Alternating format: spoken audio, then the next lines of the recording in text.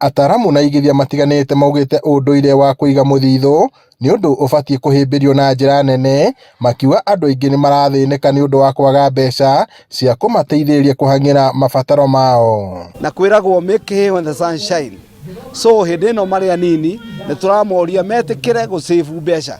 Torona andu aria tongu muno thiini wa thi ni andu aria matura maigaga tubeca tunini muico kabitha tugatuika kindu kinene. Aigithia matiganite kuma kaunti ya Nyandarua matongoretio ni Paul Waiganjo na Robert Maina marathingata muingi wa gicigo giki guthugunda njira itiganite cia gwikuria matekuruthiria kuheo. Maharitie mari tauni-ini ya Ngũrika thiini wa gicigo kia ubunge kia Olkarau hindi ya kigomano gia kwaraniria na muingi bata wa kunyitanira kung'ethania na moritu maria mamagumeire ta unyui wa njohi utari na kihariro hamwe na uhuthiri wa dawa cia kurebia. Na nikio tuthia cukuru tugathoma nigetha maundu maria twathoma tukamatwara ground tukamatua practical.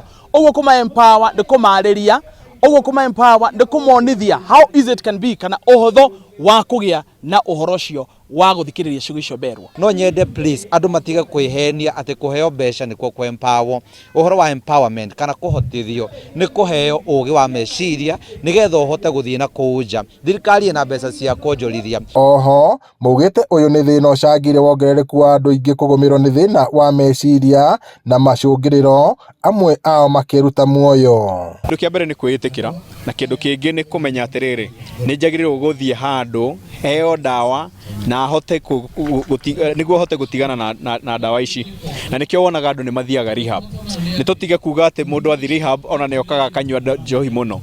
Rehab ni part of the treatment uria tutumagira niguo mundu ahote gwikate kurikava na kuma kwi njohi-ini ici kana dawa iria arahuthira. Ngiribota Inooro TV kuma kaunti-ini ya Nyandarua, njitagwo Peter Mwangi.